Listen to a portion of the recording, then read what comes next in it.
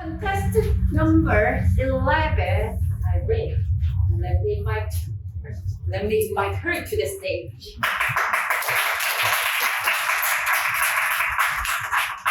The Toastmaster Irene, this is your question. What personal phrases have you built out of fears? What personal phrases have you built out of fears? Contestant number 11, Toastmaster Irene.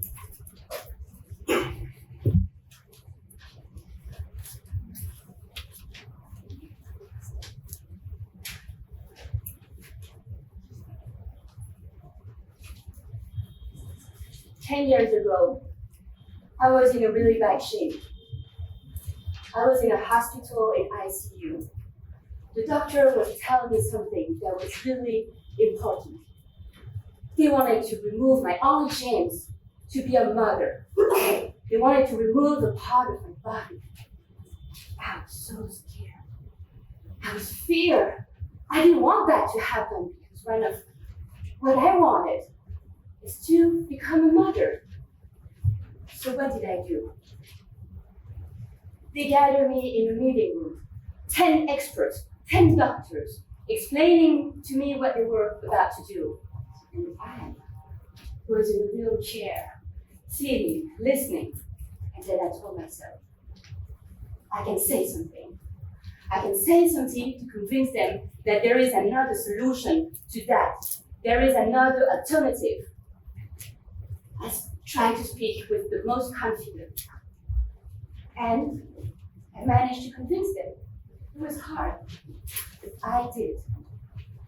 The best gift that I could give to myself is to be brave. The courage to speak it out, to voice it out, to fight for yourself and for your own opinion.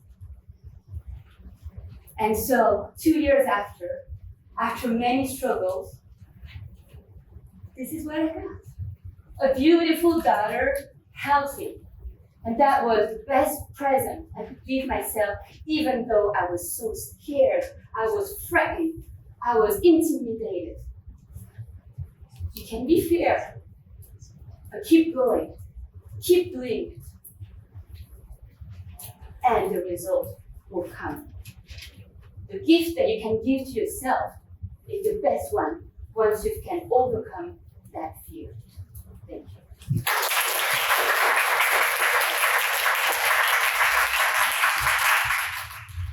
And now we will start with evaluation contest. I would like to invite the test speaker today, Toastmaster Tan Yui, for the speech titled No More. No More for Toastmaster Tan Yui.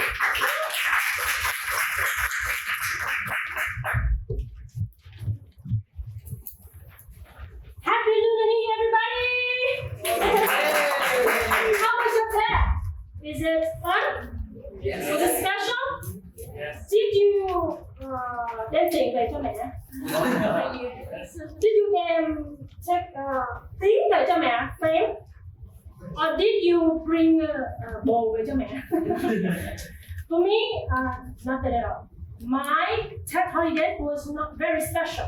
It is very, very normal. So how normal is it? Let me tell you. As we all know that tech holiday is the season for love and reunion, right? So all members of the family will gather together and we have all the best wishes for each other, good words for each other. It is the same with my family. If you were there in a family, you will hear a very soft, little, sweet, and gentle voice of my mom, early from the morning, from the kitchen. Just like, Duyên! Yeah! Thức dậy! Cứ dậy phụ gia đình coi mà Tết đến tới nơi rồi. Cầm cái nhà nồi da là ngồi vẽ lên, lau bàn, lau ghế, lau cái gì cửa sổ, xong rồi lau chùi cái lau phong từ trước tới sau, có tao giao gì có nhau được rồi. Chổi lông gà hết. Anybody has a mother. Even how old are you? How mature are you? She will scold you like a little kid. Like me, like my mother. Yes, she. So like, thức dậy, cầm cái chổi lên quét nhà, lấy đồ đem ra phơi, trời chưa trời chật thôi, phụ kinh cái cây mai ra trước cửa nhà treo đồ lên cho Tết, mà bưng đồ ở dưới lên trên bàn thờ trưng đi, có tới nơi rồi. Quick translation: stand up, clean the floor, do the laundry, carry the my tree to the middle of the house so to enter for that. Bring that tray to the ancestors' altar, or else bring to US. That's was normal at my house. It's how an Asian mother would talk to their kids normally. And my Tet holiday is usually fun and bustling, and noisy like that. It's normal. From not only preparing for Tet on Tet holiday, before we prepare for Tet, we do thousands of things. But on Tet holiday, we do only 3 things. First, eat. Second, sleep. Next, karaoke battle. Why battle? Because every house in my village will have karaoke machine. It's so loud. And if you're not loud enough to them, you lose.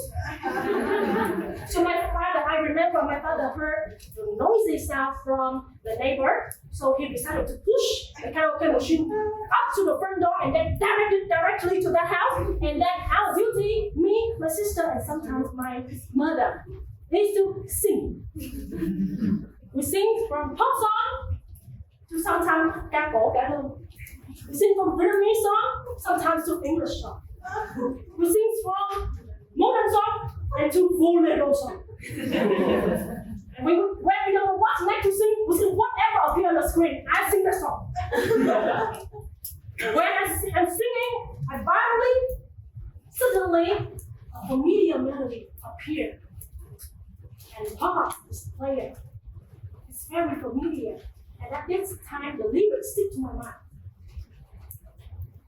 Rồi giặt dịu mùa xuân theo em về, mùa tình thương, mùa vui nay đã về. It's the first spring, mùa xuân đầu tiên, was written by Bạch Cáo. I heard it when I was so very young. Like a little girl, but up to now, when I'm 30 years now, I can remember and understand the lyric. Mùa bình thường, mùa vui nay đã về, mùa xuân mơ ước ấy chưa có về đâu. Nắm bắt trên vai anh, gió sưởi ấm đôi vai anh, gió sưởi phút giây như đã năm nay. Ôi giờ phút yêu quê hương làm sao trên tay anh đầu tiên. Ôi giờ phút yêu quê hương làm sao một cuộc đời đã. I sing that song.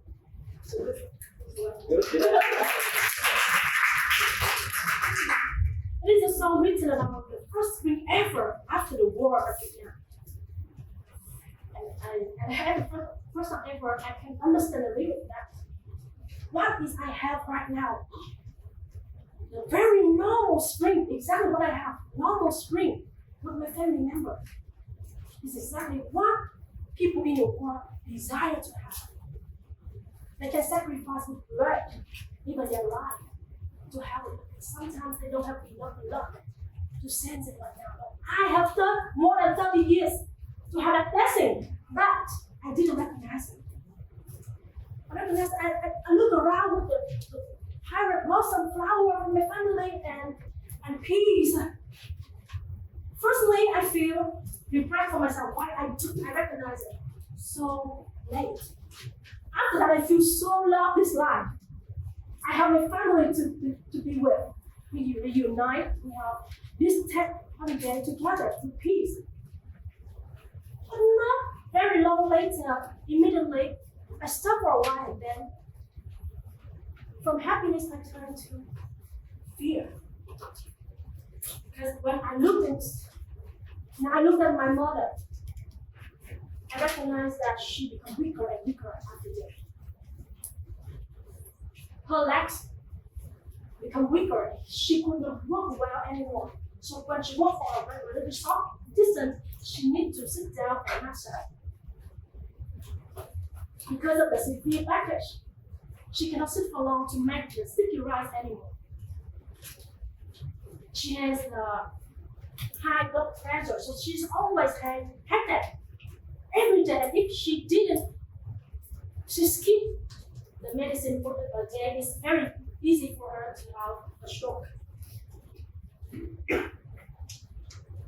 So I suddenly asked myself, well, how long still I have that more normal day? Even my father, she passed out suddenly for many times because of diabetes and high blood pressure. Suddenly I think, will I still have these normal days ahead? What if this normal day is not normal anymore? And I cannot imagine someday on that holiday that I cannot have my mom anymore, who yelling all around to make me prepare for that. Because right now, in this moment, she's become grumble more and more because everything seems more difficult to her compared to previous time. Compared to previous time, everything is so easy, she can do it. Right now, it's become more difficult. So I think that she become more grumble because everything is so difficult. She yells for help. She cannot do it anymore. She needs my help. What if this normal day is not normal anymore? And I cannot imagine someday that on that holiday, my father is not there anymore to have a karaoke party. And I cannot imagine anything. What happens if it's not normal?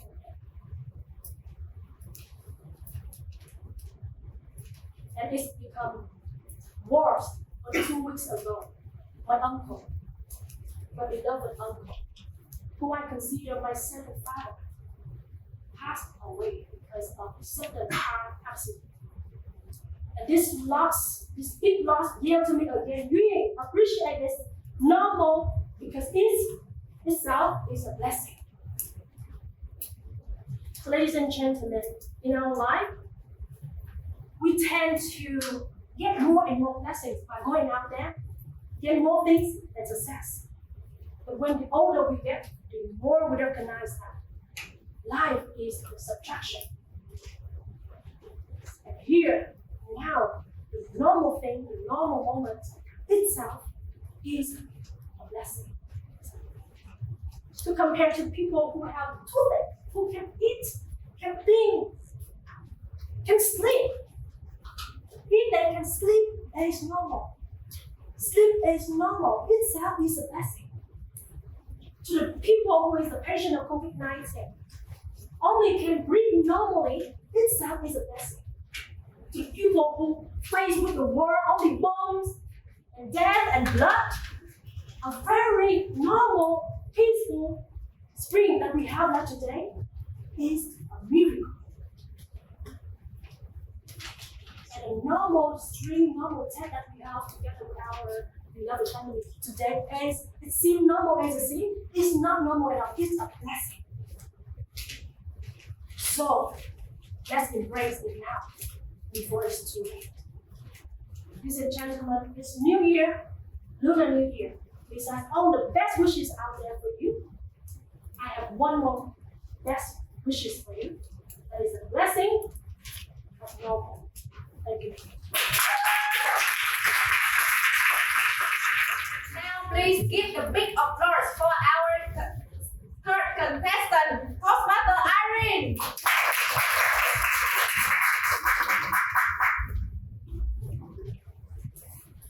Today is a normal day, isn't it? You can feel nervous, excited, but it's still a normal day. And how can we enjoy this normal day as a blessing?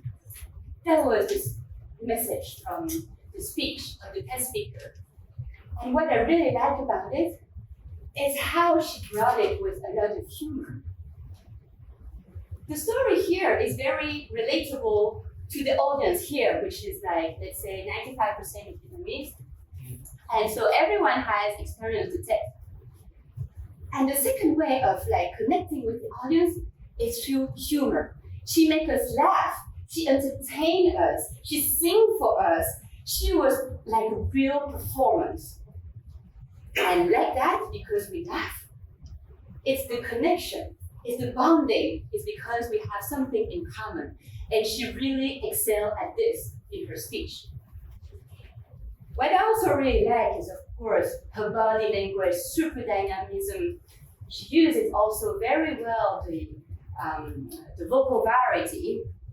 And have you noticed that how she structured her speech? The first part, very dynamic, entertaining, like a high-pitched voice and quiet speed. And then she pivoted. She pivoted by slowing down, by speaking softer, slowly. So she can express how hurt she could feel, the fear she can feel when she saw her mom not being able to do the bantay, right? And this is what we want also, like the dynamism and the pivot, so we can understand well the structure of her speech. But then what I felt in her second part was like she was speaking very slowly, but almost not moving, and her eye contact was like towards the back. And how about the eye contact in front here? Divide into the audience. The front, the middle, and the back. She was a little bit like, oh, surprised, stuck, and she conveyed that emotion, but at the same time, we are in the speech here. So speak to every single one in the audience. Yeah? What I also noticed is that her first part of the speech was a lot of Vietnamese with the story, with like what her mom says. Yeah, it is funny, it is relatable. We are also in an international context. Be mindful of your audience. When you use one part of your first half, how do you know the other people will get the message? Translate it or limit your Vietnamese words, because we are international context, aren't we? So to wrap up, she did a great performance. And what I love is also her to be a little bit mindful of this audience. And she will really bring it up to the next level of her speech. And what we can miss on the normal days is someone that we're really missing. And for me, it's my dad, and I wish he could encourage me today in this Toastmaster as a normal day. Thank you. Now I'd like to invite on stage Professor number 2, Professor Irene, to speak. That wedding, Professor Irene.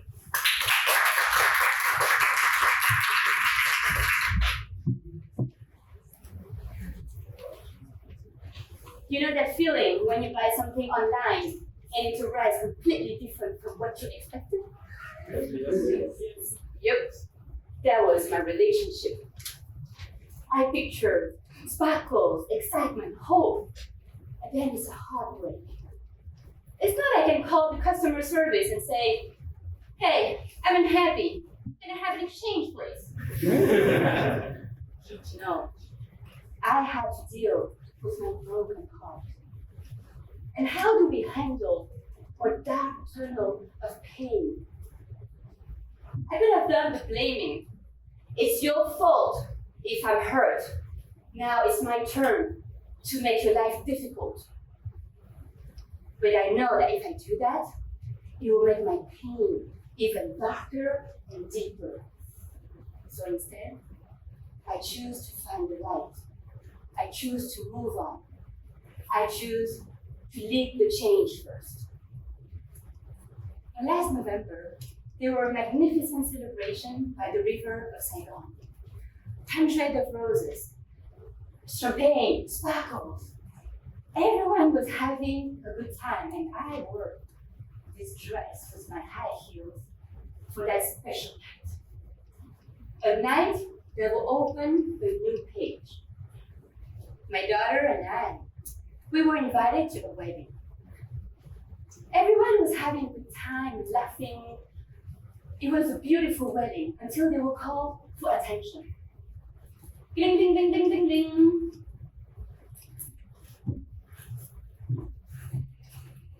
Hi, everyone.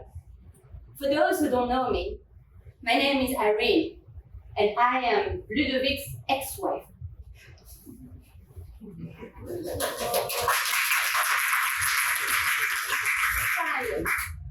Spotlight was on. What is she going to say?